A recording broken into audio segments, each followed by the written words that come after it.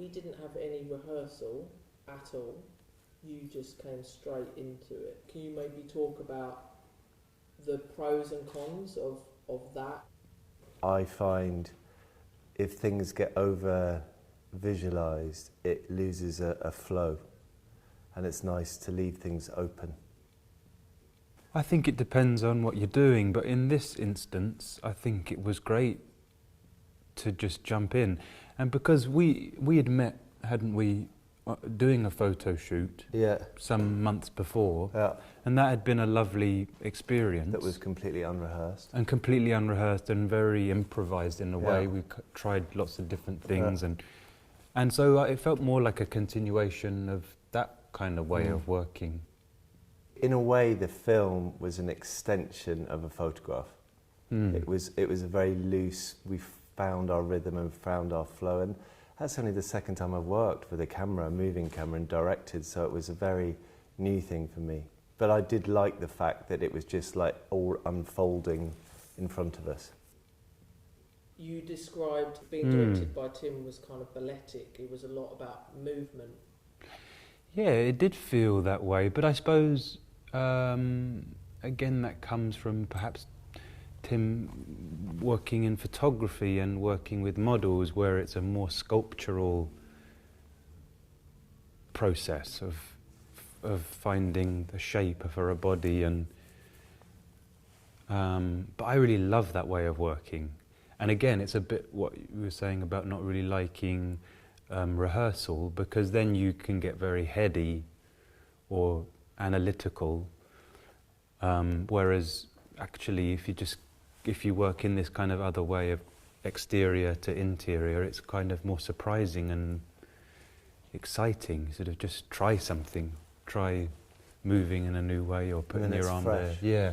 I mean, I find as a photographer, when I photograph someone, it's always the first 5 frames when the picture is at its best, or the last, after 20 rolls of film, it's the last 3.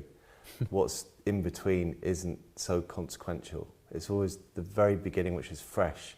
I watch people walking in front of the camera, and everything about them is alive, and then as you do more and more rolls of film and analyse and articulate what you're trying to get, you just watch that person disappear in a way. You lose something, and then after loads of rehearsal and direction, then you finally get something.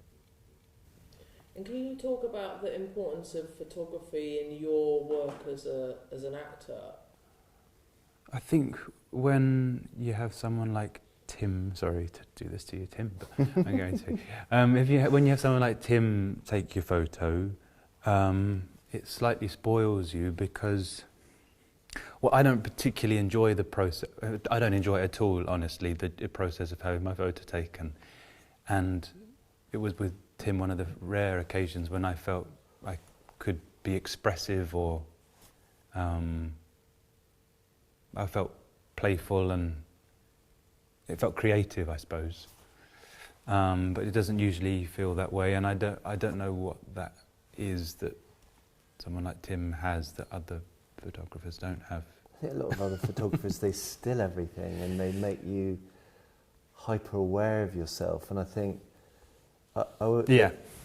there's no sense of play, and there's so many things to say here, actually. I think one is that the whole point of photography, still photography and making film, is fun. It should be a purely playful thing.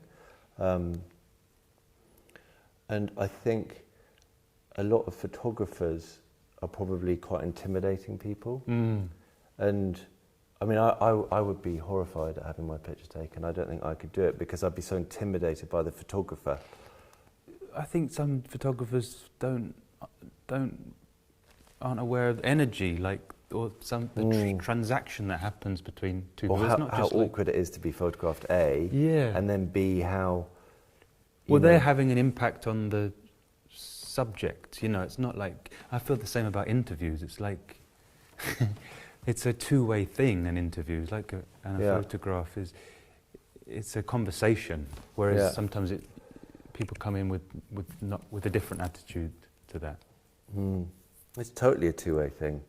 And I I don't know, I couldn't think of anything worse than being photographed. Filming would be better because at least you'd have something to do and you're going somewhere and you're moving, aren't you? Yeah. And I think that's probably easier, but being still is just so awkward, I'm sure. That every photo of anybody is always a sort of projection. Someone's giving out an idea of what they would how they would like to be seen or whatever. Or how they perceive you to be. Yeah. That's the other really weird one, I think. Yeah, what they think you want. And particularly when they dress you. I think that's a very complicated aspect of a portrait, is especially when you're taking it for a magazine, is that the person comes in with their identity intact and then they're kind of stripped of that and said, here's a rail of clothes. Who are you? What are you in that rail of clothes? And I think that's very problematic.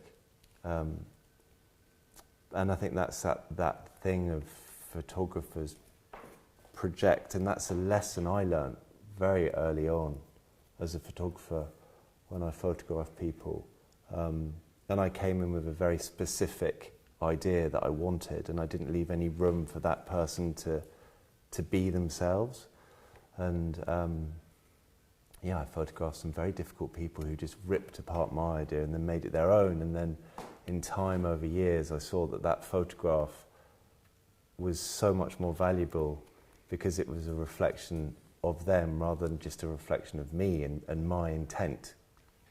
And I think also sometimes when you're acting, the last thing you want to be doing really is thinking about what you look like. It sounds like a strange thing to say, but you just want to be in it. You want to be liberated. Yeah. Most of the time, the acting I like watching doesn't resemble people posing or trying to look good.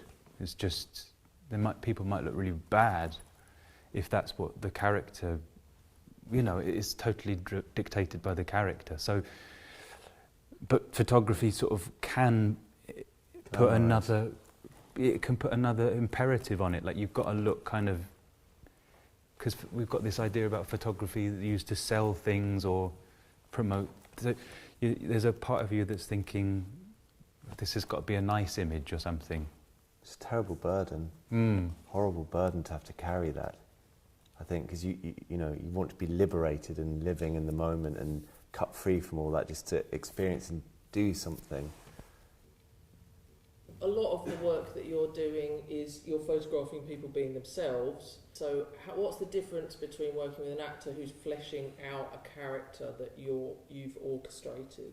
Oh, I mean, that's just so exciting. I mean, I think for me, and why I'm exploring working in film is because I've spent the best part of 2 decades freezing movement. And when you're a photographer, you're often on a tripod, or you're really trying to talk about movement in a still, and you're trying to encapsulate the wind or the way someone looks so great when they are moving in a frozen image. And always has been an exquisite thing for me to look at movement.